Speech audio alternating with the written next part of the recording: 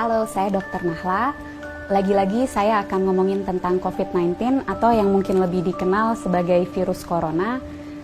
Mudah-mudahan belum pada bosan dan jangan sampai bosan dulu karena banyak sekali informasi sekarang yang beredar, belum tentu betul, masih banyak hoax-hoax yang harus dibasmi, dan bagi teman-teman yang bisa mendapatkan banyak informasi, semoga dapat juga meneruskan informasi ini karena apa yang kita lakukan harus kita mulai dari diri kita sendiri dan kita ajak teman-teman di sekitar kita untuk melakukan hal yang sama.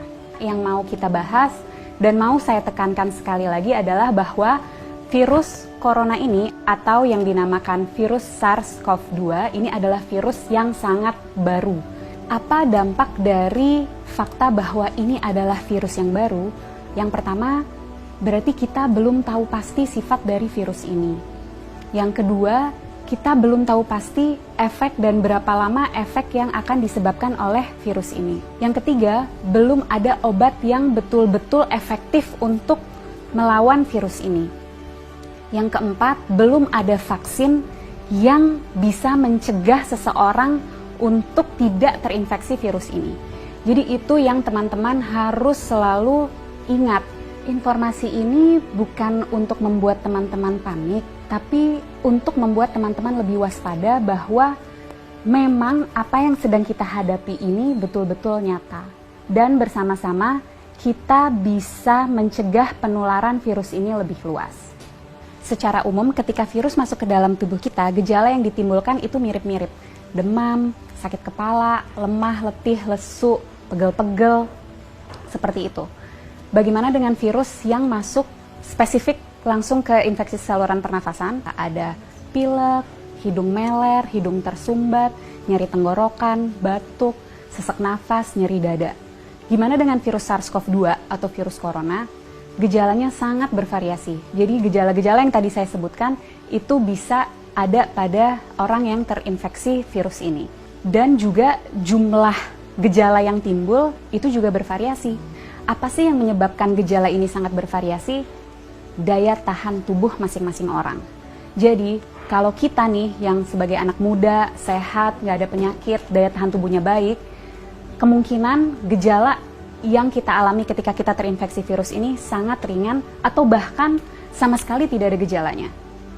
Sekali lagi saya tekankan, orang dengan daya tahan tubuh yang baik itu bisa tidak ada gejalanya walaupun virusnya sudah ada di dalam tubuh kita.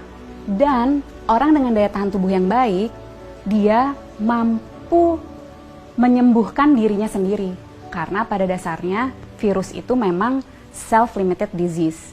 Jadi daya tahan tubuh kita sendiri bisa membasmi virus itu.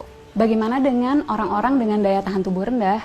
Tentunya akan dapat mengalami gejala yang lebih berat, bisa sampai sesak nafas, bahkan bisa sampai menyebabkan kematian. Siapa saja sih orang-orang yang kita tahu daya tahan tubuhnya rendah? Yang pertama, orang tua yang usianya di atas 60 tahun. Yang kedua, orang-orang dengan penyakit penyerta. Penyakit penyerta itu apa? Jadi penyakit yang biasanya lagi-lagi ada di orang tua, seperti kencing manis, darah tinggi, sakit jantung, sakit ginjal, sakit paru, sakit liver, kanker, dan lain-lain. Nah, orang-orang inilah yang akan sangat menderita ketika dia terinfeksi oleh virus SARS-CoV-2 atau virus corona ini. Untuk kita yang daya tahan tubuhnya baik, ketika kita terinfeksi virus ini, kita bisa hanya dengan meningkatkan daya tahan tubuh kita, terus kita bisa melawan virus ini. Tapi bagaimana dengan orang-orang dengan daya tahan tubuh rendah? Itu yang harus kita pikirkan. Itu yang harus kita cegah supaya mereka tidak tertular virus ini. Jadi, apa yang bisa kita lakukan untuk membantu mereka-mereka yang daya tahan tubuhnya rendah? Dengan cara jaga jarak, hindari keramaian, dan di rumah aja. Kenapa? Karena virus ini yang paling kita takutkan dan sudah kita tahu dari virus ini adalah penyebarannya yang sangat amat cepat dan lebih mudah dan lebih cepat di tempat-tempat keramaian. Tapi lagi-lagi jangan panik.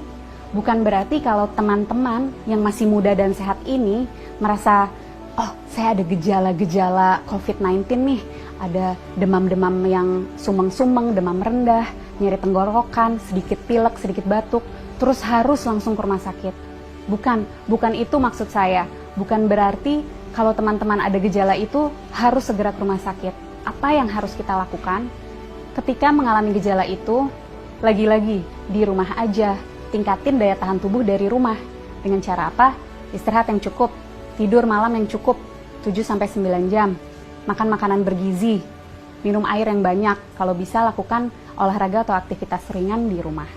Kenapa untuk kita yang muda dan sehat ketika mengalami gejala-gejala penyakit COVID-19 lebih baik di rumah aja dan nggak perlu ke rumah sakit?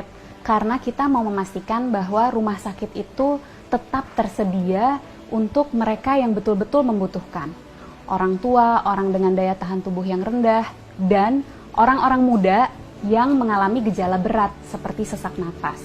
Mereka itulah yang harus segera ke rumah sakit. Jadi kita pastikan rumah sakit memang untuk mereka yang membutuhkan. Kalau kita bisa di rumah aja. Bagaimana dengan kita yang tidak ada gejala? Sebaiknya tetap jaga jarak, hindari keramaian, dan di rumah aja. Kenapa?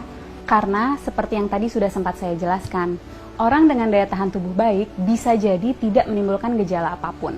Jadi kalau dari luar dia terlihat sehat, belum tentu tidak ada virus itu di dalam tubuhnya. Dan orang-orang tanpa gejala ini tetap bisa menularkan ke orang lain.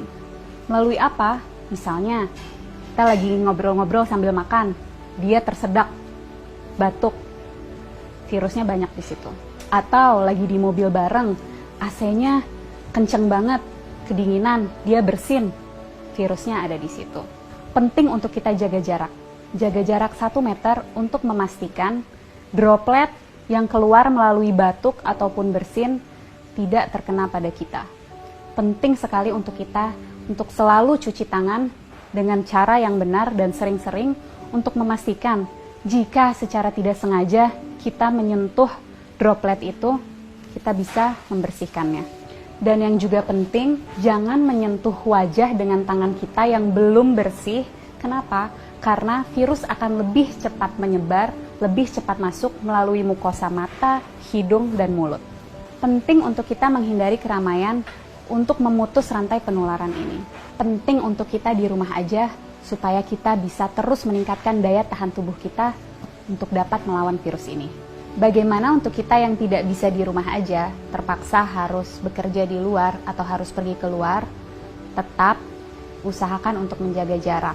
Jaga jarak 1 meter dan usahakan sebisa mungkin menghindari keramaian. Jangan lupa untuk selalu menjaga kebersihan dengan mencuci tangan yang bersih. Kalau tidak bisa menemukan air dan sabun, kita bisa menggunakan sanitizer.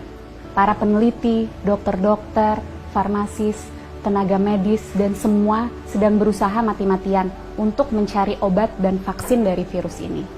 Mari kita berperan membantu mereka dengan cara jangan panik tapi tetap waspada. Kita jaga jarak, hindari keramaian, dan di rumah aja. Nggak perlu ke rumah sakit kalau gejalanya ringan. Pastikan rumah sakit tersedia untuk mereka yang membutuhkan, orang-orang tua, orang dengan daya tahan tubuh rendah, dan orang-orang dengan gejala yang berat seperti sesak napas.